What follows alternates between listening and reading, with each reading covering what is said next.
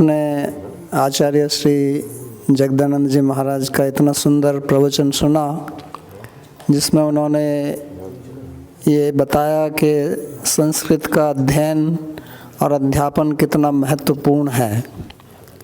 क्योंकि लोग इस बात को माने या ना माने, जिस प्रकार की व्याकरण संस्कृत में उपलब्ध है, जिस प्रकार से सुंदर सुरचित ये भाषा है, ऐसी कोई दूसरी भाषा नहीं है। और बहुत ही वैज्ञानिक मैथमेटिकल फार्मूले की तरह इस भाषा का रचन किया गया है। इसका जैसे सूत्रों की रचना जैसे पाणिनि जी ने की और उसके अनुसार हमारे श्री जीव गोस्वामी पाद ने की, तो इसका अध्ययन करने से बुद्धि का विकास होता है, जिसकी हर चीज़ में आवश्यकता है। आप किसी भी क्षेत्र में सफलता प्राप्त करना चाहते हैं तो वहाँ बुद्धि की आवश्यकता पड़ती है। बुद्धिर्यस्य बलम तस्य निर्बुद्धेस्तु कुतः बलम।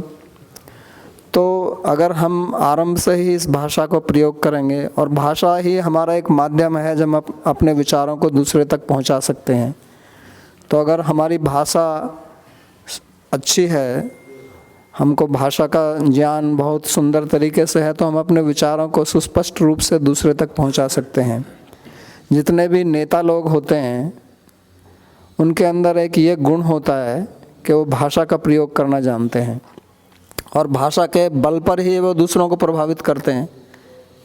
और क्या है, बाकी जो वो काम बाद में क्या करेंगे क्या नहीं करेंगे, लेकिन जब चुनाव होते हैं उस समय तो केवल वो अपना प्रवचन ही देते हैं और प्रवचन से ही लोगों को प्रभावित करते हैं। तो एक भाषा का एक बहुत ये सुंदर और इसमें एक शक्ति है, तो इसको सीखना आवश्यक है। संस्कृत जिसने सीख ली वो किसी भी भाषा को सीख सकता है, क्योंकि उसके अंदर एक प्रकार की एक योग्यता आती है कि भाषा किस प्रकार से कार्य करती है। और ये संस्कृत भाषा केवल भाषा ही नहीं है, ये एक दर्शन है। भाषा तो आरंभ में आप सीखेंगे ही, लेकिन बाद में इस भाषा का एक अपना दर्शन है, जो पूरा स्फोटवाद है, भर्तृहरि ने जिसका वर्णन किया है, और बाद में नागेश भट्ट जी ने जो ग्रंथ लिखे हैं, वो पूरे दार्शनिक ग्रंथ हैं। उनमें केवल जो है व्याकरण के सूत्रों का ही केवल व्याख्या या उसका समन्वय नहीं है, लेकिन उनके पीछे दर्शन शास्त्र क्या है, क्योंकि हर चीज़ भाषा से ही चलती है। नास्ति सो प्रत्यय लोके, इस दुनिया में कोई भी ऐसा ज्ञान नहीं है जो भाषा के बगैर, शब्द के बिना चलता है। तो शब्द अगर हम सीखेंगे तो हमको हर जगह उसका उपयोग होगा, क्योंकि प्राय करके लोग ये सोचते हैं कि संस्कृत पढ़ने से क्या होगा, संस्कृत से क्या हमको रोटी मिल जाएगी। हाँ, मिल जाएगी, लेकिन उसको आप अध्ययन तो कीजिए। लेकिन अगर आप ऐसे कहते ही रहेंगे तो कैसे होगा। तो इसलिए उन्होंने बहुत सुंदर ये व्याख्यान दिया, और आज एक बड़ा हमारे देश में एक क्रांति आ रही है। बहुत लोग विदेशों में, बहुत भारतीय लोग जो विदेशों में कार्य कररत हैं, वो संस्कृत पढ़ रहे हैं। उनकी संस्कृत में रुचि है, क्योंकि उनके पास पैसा है, समय भी है, तो वो इसमें ध्यान दे रहे हैं। और आजकल बहुत इस प्रकार की संस्थाएं हैं जो संस्कृत का अध्ययन, अध्यापन, संवर्धन में लगी हुई हैं। तो ये बहुत अच्छी बात है कि हमारे यहाँ भी इसका अध्ययन, अध्यापन चल रहा है, और हमारे आचार्य लोग इसमें बड़े मनोयोग से पढ़ा रहे हैं। तो आप सभी लोग इसमें मन लगा के पढ़िए। ऐसा मत सोचिए कि इसको पढ़ने से क्या होगा। आप जहाँ भी जाएंगे आपका आदर होगा। स्वदेशे पूज्यते राजा, विद्वान सर्वत्र पूज्यते। भाषा के बल पे ही आपकी हर जगह पूजा होगी अगर आप इसको सीख लेंगे तो, और इसका प्रयोग बढ़ता ही जाएगा। अभी एक क्रांति, एक लहर जो हमारे देश में आई है, ये अब रुकने वाली नहीं है, इसको कोई नहीं रोक सकता। अमेरिका के एक बहुत बड़े विद्वान हैं, दार्शनिक हैं, शेल्डन पॉलक, उन्होंने लिखा था कि संस्कृत इज़ डेड, कि संस्कृत एक मृत भाषा है। तो उसके पीछे बहुत बड़ी अब क्रांति खड़ी हो रही है। उनको अपने शब्दों पे अफसोस हो रहा है कि मैंने ऐसा क्यों कहा, क्यों लिखा ऐसे। उसका हमने भी खंडन किया था। उसके पीछे एक कॉन्फ्रेंस हुई थी दिल्ली में, मेरा भी उसमें प्रवचन था, और हमने उनको सिद्ध किया कि संस्कृत मृत भाषा नहीं है और ना होगी कभी। ये अब जीवंत है और जीवंत ही रहेगी, क्योंकि इस भाषा में इतना ज्ञान छुपा हुआ है आप इसका अनुवाद कर दीजिए, लेकिन अनुवाद में वो चीज़ आप प्रकट नहीं कर सकते हैं। धर्म शब्द का आप क्या अनुवाद करेंगे? कर्म शब्द का क्या अनुवाद करेंगे? आप स्वर्ग का भी अनुवाद नहीं कर सकते हैं। वैकुंठ का क्या अनुवाद होगा? संस्कृत में उसके लिए कोई शब्द ही नहीं है। तो वो उसको हमें संस्कृत में ही सीखने पड़ेंगे।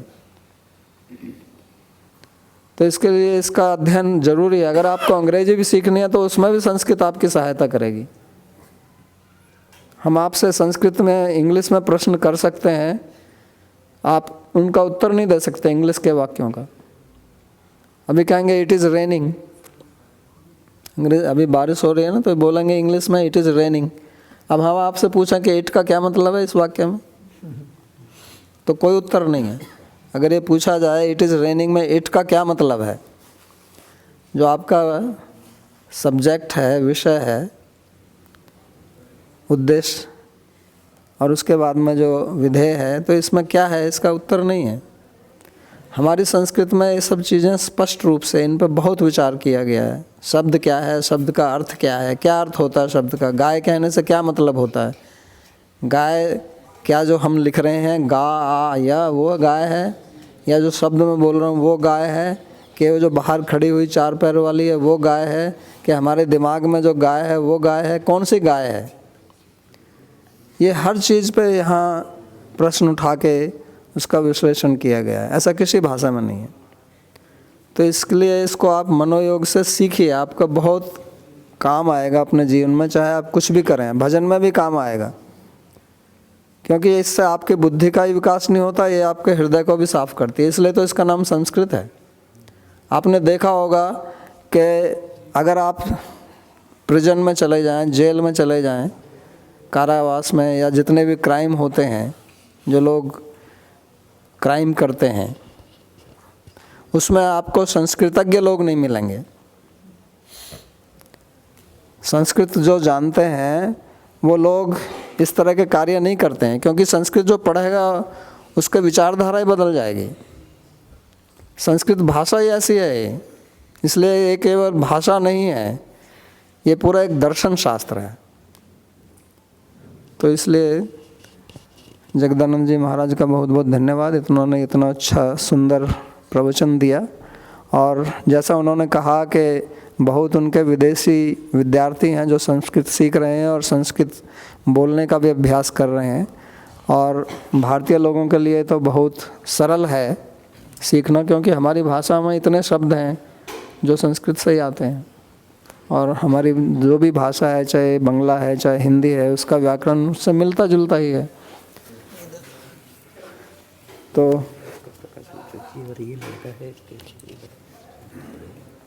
तो ये एक यहाँ बहुत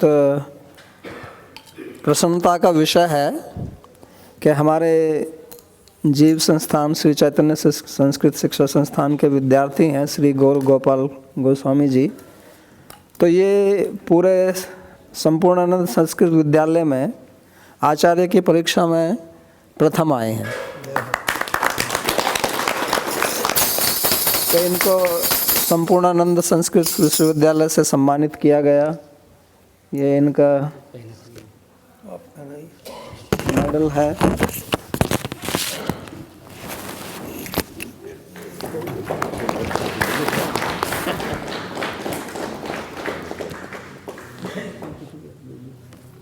तो ये बहुत प्रसन्नता का विषय है कि हमारे विद्यालय में इस प्रकार के होनहार नवयुवक हैं, और मैं आशा करता हूं कि उनसे प्रेरणा लेकर दूसरे विद्यार्थी भी इसी प्रकार के सफलता में प्राप्त करेंगे और इसी प्रकार के मानक प्राप्त करेंगे संपूर्णानंद विश्वविद्यालय से।